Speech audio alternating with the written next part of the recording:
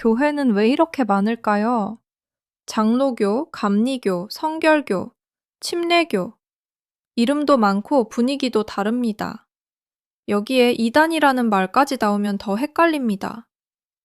밖에서 보면 다 예수를 믿는다고 하는데 왜 어떤 곳은 교파라고 부르고 어떤 곳은 이단이라고 부를까요? 이 질문을 따라가면 기독교 역사가 훨씬 쉽게 보입니다. 처음부터 교회가 이렇게 나뉘어 있었던 것은 아닙니다. 처음에는 예수가 죽고 다시 살아났다는 고백을 붙든 작은 사람들이 있었습니다. 그런데 시간이 지나며 교회는 커졌고, 나라의 보호도 받게 됐고, 돈과 권력의 문제도 피할 수 없게 됐습니다. 오늘 이야기는 어렵게 외우는 교회사 강의가 아닙니다. 우리가 뉴스를 보며 한 번쯤 떠올리는 질문, 교회는 왜 갈라졌고, 이단은 무엇이 다른가를 역사 속에서 풀어보는 이야기입니다. 오늘은 초대교회부터 종교개혁, 그리고 교파와 이단이 갈라지는 기준까지 한 흐름으로 보겠습니다. 핵심은 간단합니다. 첫째, 처음 교회는 어떻게 시작됐을까? 둘째, 왜 하나였던 교회가 여러 갈래로 나뉘었을까? 셋째, 교파와 이단은 어디서 갈릴까? 넷째, 왜 교회가 돈과 권력 문제로 신뢰를 잃게 될까? 교회에 오래 다닌 산 사람도, 기독교를 잘 모르는 사람도 큰 흐름을 잡을 수 있게 따라가 보겠습니다. 기독교의 시작은 거대한 성당이나 큰 조직이 아니었습니다. 예수가 십자가에서 죽고 다시 살아났다고 믿는 사람들이 모인 작은 공동체였습니다. 초기 기독교는 보통 예수의 십자가 사건 이후부터 4세기 무렵까지를 말합니다. 이 시기의 신자들은 집에 모여 함께 식사하고, 기도하고, 예수의 이야기를 전했습니다. 지금처럼 어디서나 성경책을 쉽게 펼칠 수 있는 시대도 아니었습니다. 그런데 이 작은 모임은 예루살렘을 넘어 로마 제국 곳곳으로 퍼졌습니다. 사도들이 복음을 전했고, 바울 같은 인물은 여러 도시를 다니며 교회를 세웠습니다. 항구 도시와 로마의 길은 사람과 편지가 오가는 통로가 됐습니다. 여기까지는 하나의 흐름처럼 보입니다. 하지만 복음이 멀리 퍼질수록 자연스럽게 차이가 생겼습니다. 지역이 달라지고, 쓰는 언어가 달라지고, 사람들이 겪는 현실도 달라졌기 때문입니다. 처음의 중심은 하나였습니다. 예수를 그리스도로 믿는다는 고백이었죠. 하지만 그 고백을 어떻게 설명하고 어떻게 지킬 것인지는 시간이 갈수록 중요한 문제가 됐습니다. 초대교회가 처음부터 안전했던 것은 아닙니다. 로마 제국 안에서 기독교인은 의심을 받았고 때로는 박해를 받았습니다. 그래서 초기 신자들에게 믿음은 단순한 취미나 분위기가 아니었습니다. 목숨을 걸어야 할 수도 있는 선택이었습니다. 그런데 313년 큰 변화가 생깁니다. 밀라노 칙령입니다. 쉽게 말해 로마 제국이 기독교를 더 이상 탄압하지 않겠다고 선언한 사건입니다. 교회 입장에서는 숨통이 트인 순간이었습니다. 그 뒤로 기독교는 점점 제국 안에서 힘을 얻었습니다. 380년에는 로마 제국이 니케아 신앙을 공식 신앙으로 삼는다고 선언했습니다.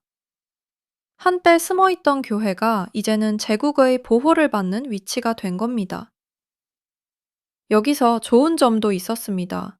신자들이 숨어 다니지 않아도 됐고, 교회는 더 넓게 퍼질 수 있었습니다. 하지만 문제도 생겼습니다. 교회가 힘을 갖게 되자 믿음을 지키는 일과 권력을 지키는 일이 섞이기 시작했습니다.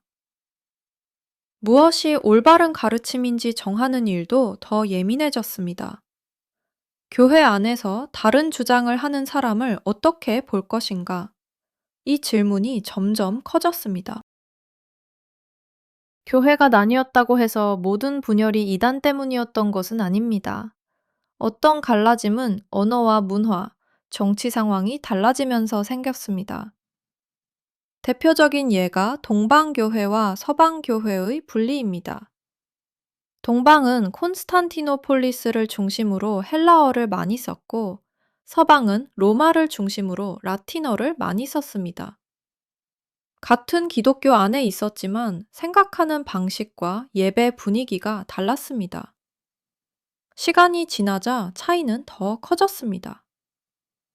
교황의 권위를 어떻게 볼 것인지, 성상이라고 부르는 종교 그림과 상을 어떻게 볼 것인지, 성령에 대한 표현을 어떻게 이해할 것인지 같은 문제들이 쌓였습니다. 결국 11세기에 동방교회와 서방교회는 서로 갈라섰습니다. 이것이 훗날 동방정교회와 로마 가톨릭의 큰 분리로 이어집니다. 여기서 중요한 점이 있습니다. 모든 차이가 곧 이단은 아니라는 겁니다. 예배 방식이 다르고 전통이 다르고 강조하는 부분이 다르다고 해서 바로 이단이라고 말할 수는 없습니다. 교파는 이렇게 생겨날 수 있습니다. 같은 중심을 붙들고 있지만 역사와 문화 때문에 다른 길을 걸어온 경우입니다. 그래서 교파와 이단을 구별하려면 겉모습보다 더 중요한 기준을 봐야 합니다. 그러면 교파와 이단은 어디서 갈릴까요? 가장 쉬운 기준은 중심을 바꾸느냐입니다. 기독교의 중심은 예수 그리스도입니다. 예수가 누구인가? 십자가와 부활을 어떻게 믿는가? 구원이 어디에서 온다고 말하는가? 이 질문에서 크게 벗어나면 문제가 됩니다. 325년에 열린 니케아 공의회가 바로 이 문제를 다뤘습니다.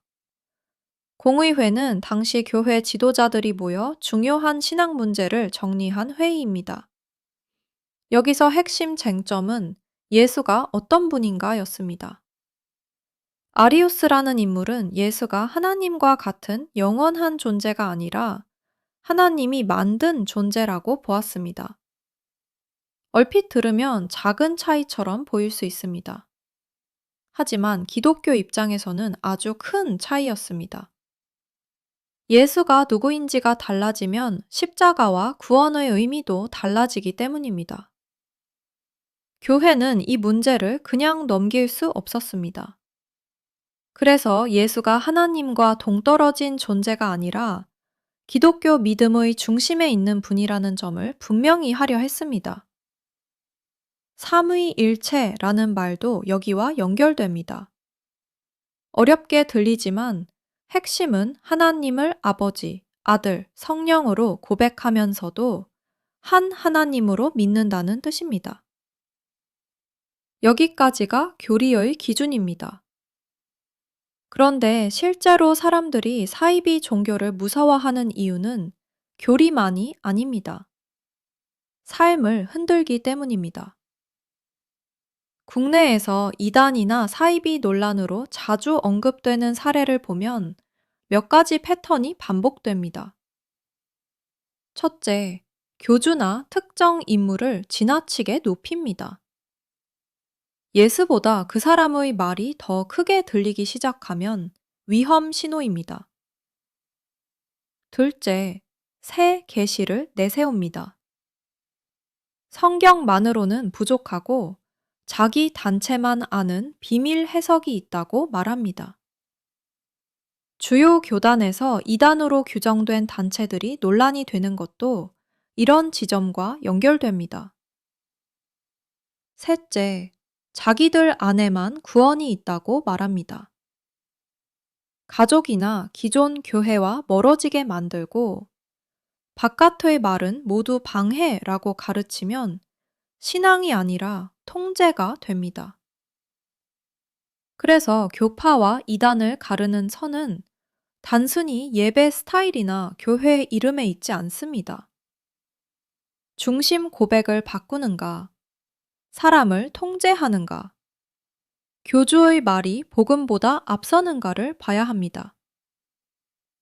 교파는 강조점이 다른 방일 수 있습니다. 이단과 사이비는 그 중심을 다른 것으로 바꾸거나 사람의 삶을 묶어버립니다. 여기서 한 가지를 더 봐야 합니다.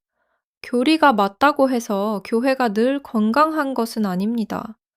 말로는 복음을 말하면서도 실제로는 돈과 권력이 더 앞설 수 있습니다. 종교개혁이 일어난 배경에도 이 문제가 있었습니다. 1517년 마르틴 루터는 면죄부 판매를 비판하는 글을 냈습니다. 면죄부는 쉽게 말해 죄의 벌을 줄여준다고 선전된 증서였습니다.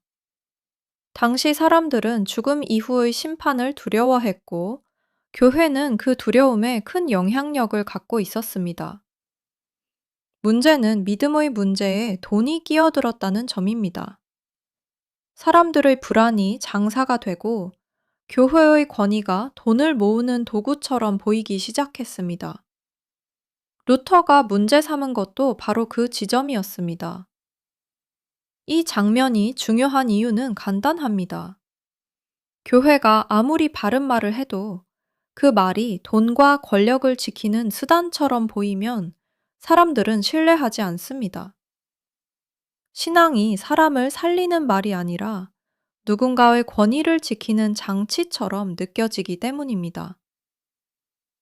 면죄부 논란은 오래전 유럽의 사건입니다. 하지만 그 안에 담긴 질문은 지금도 낯설지 않습니다. 종교가 사람의 불안을 이용하고 있지는 않은가? 믿음의 이름으로 돈과 권력이 앞에 서고 있지는 않은가? 이 질문이 쌓이면 교회는 스스로 말한 가치를 잃어버리게 됩니다. 교리의 말은 남아 있어도 사람들은 그 안에서 진정성을 느끼지 못하게 됩니다. 기독교 역사를 한눈에 보면 교회가 많아진 이유는 하나로만 설명되지 않습니다. 어떤 갈라짐은 지역과 언어가 달라서 생겼습니다. 어떤 갈라짐은 예배 방식과 신학의 강조점이 달라서 생겼습니다.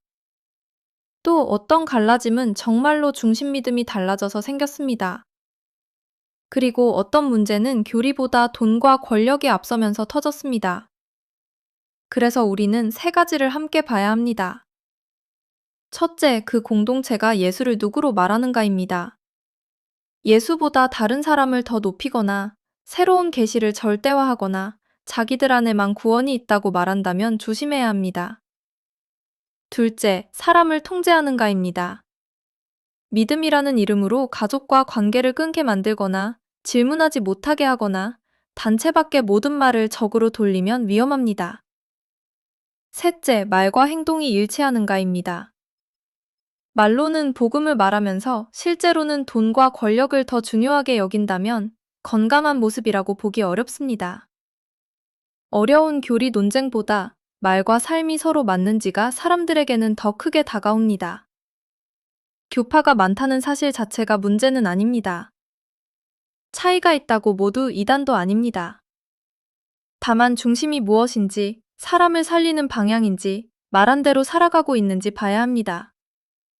이 기준을 잡으면 복잡해 보이는 기독교 역사도 조금은 선명하게 보입니다.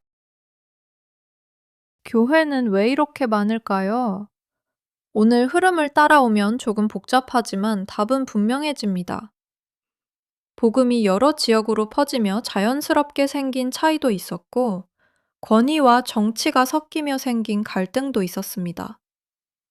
중심 믿음이 달라져 이단으로 불린 흐름도 있었고, 돈과 권력이 앞서며 신뢰를 잃은 모습도 있었습니다. 그러니 필요한 것은 무조건 믿는 것도, 무조건 의심하는 것도 아닙니다.